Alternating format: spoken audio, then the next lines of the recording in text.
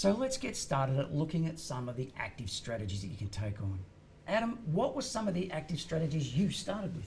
Very much started off as a renovator doing reno flips. So buy, add value quickly, sell 6 months, 9 months time frames. Brilliant. And Juliet?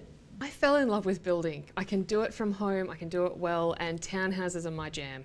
Because you're taking something small and you're turning it into something that a family wants to live in. You're taking a block of land, making it fit multiple homes with backyards, which I think is the great Aussie dream.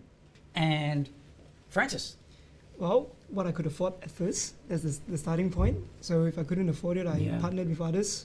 Together, saved up some money for deposit, bought our first property together, and then keep recycling. So that was how I started. When I talk to people and people ask me, how do I get started, where do I get started? I tend to want to encourage them to do the simplest stuff first. There's a couple of simple ones. Buy, reno, sell. Basically, buy ugly, make pretty, and sell. Or buy a block of land and build a house on it.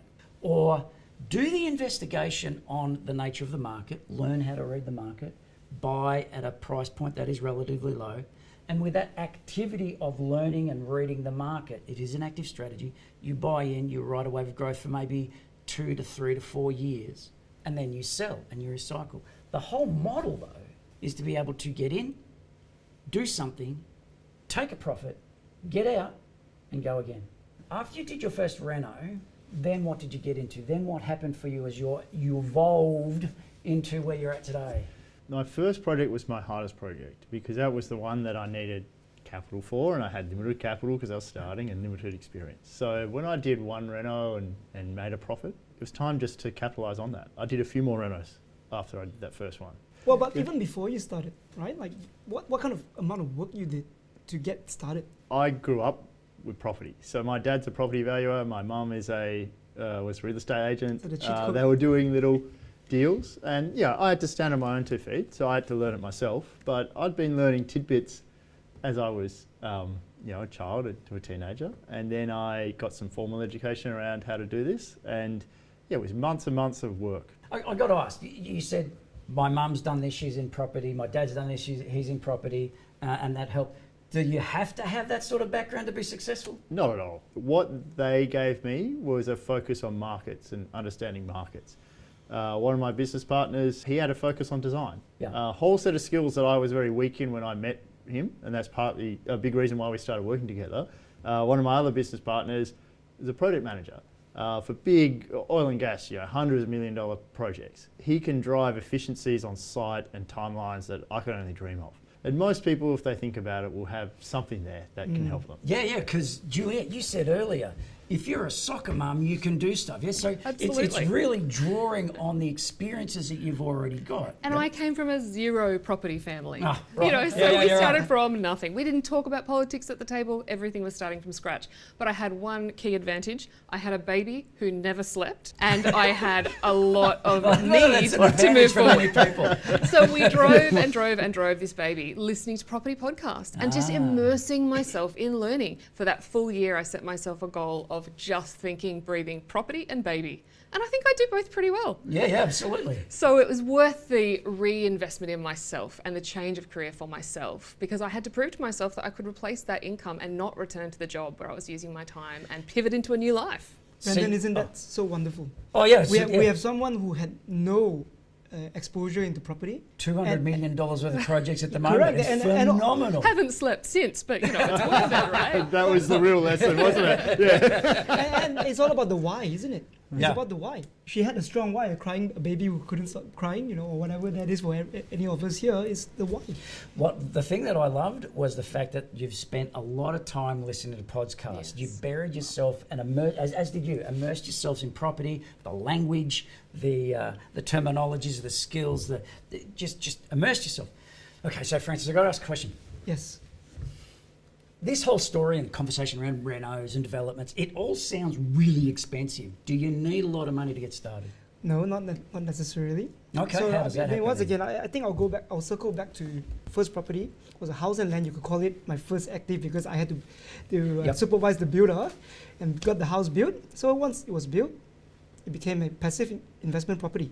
After a year, I had 20 grand extra equity. Ah, nice. Took it out, But the second one, an apartment in CBD, it doesn't have to be a lot of money.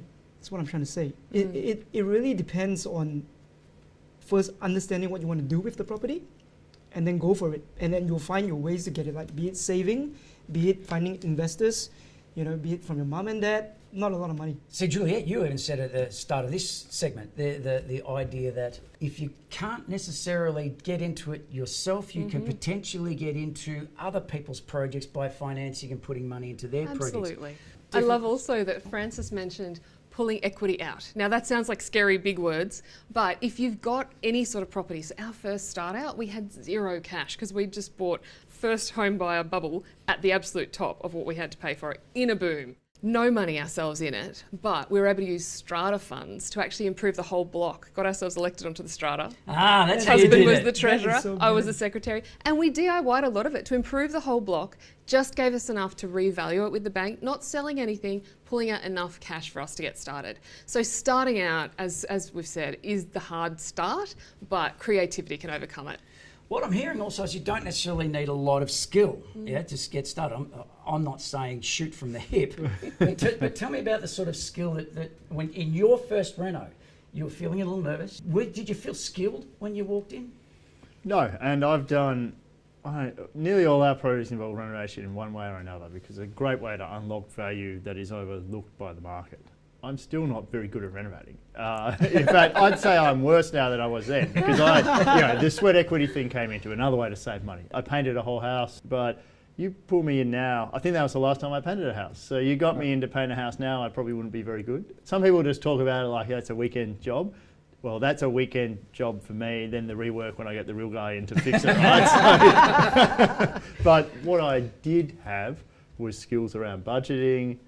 I knew how to project manage. I like that analogy. I managed a hockey team, not a soccer team. So, you can get people to somewhere and work together. If you can do that, you can work the rest out. And I think you're spot on because it's picking up the phone, isn't That's it? right. If I'm the smartest person in the room, I'm on the wrong room. I don't need the answers to everything. I need to know who to ask. And so much of succeeding in this is just relentless focus on finding solutions. Stop getting stuck and get unstuck. Find the person who can help you answer it. Just for a source of entertainment, my first project, buy, live in, reno, sell. Yeah? So we lived in. I've got this magnificent photo of our lounge room. So what did I buy? I bought a milk bar. Wow. The house was 4.5 metres wide. That was the block of land, 22 metres deep, really tiny. But we actively converted the milk bar into a residence. And I've got a photo of my gorgeous wife in a dressing gown, eating cereal on a plastic lounge, on a plastic chair, garden chair, amongst circular saws and timber, and that was our breakfast. Yeah, amongst the mess. It was loved it. You do whatever Loved it takes. Yeah, you do whatever it You do takes. whatever it Yeah, takes. yeah. I did the same thing, and all you need is a microwave and a grill and a source of water, right? And you can cook whatever you That's right. need. For me, it's fried rice every day. That was me. We were showering in the backyard with a hose at one Yeah. point because we had to do whatever it takes to get started. That's right. Yeah, and you can do it. Yeah. Getting started is easier than you think. It's a matter of making a decision to do so. Active or passive depends on the burn that you have to achieve what you want to achieve. If you're looking to get in and get out quickly, then you might need to do active. If you've got more time and you love your job, then go for a passive model by all means. Simple strategies can get you started, and you do not need a lot of money and you do not need a lot of skill, but you need the ability to pick up the phone and ask those who have done it before and reach out to those for the guidance. When we come back, we're going to go into getting real with Adam Barry.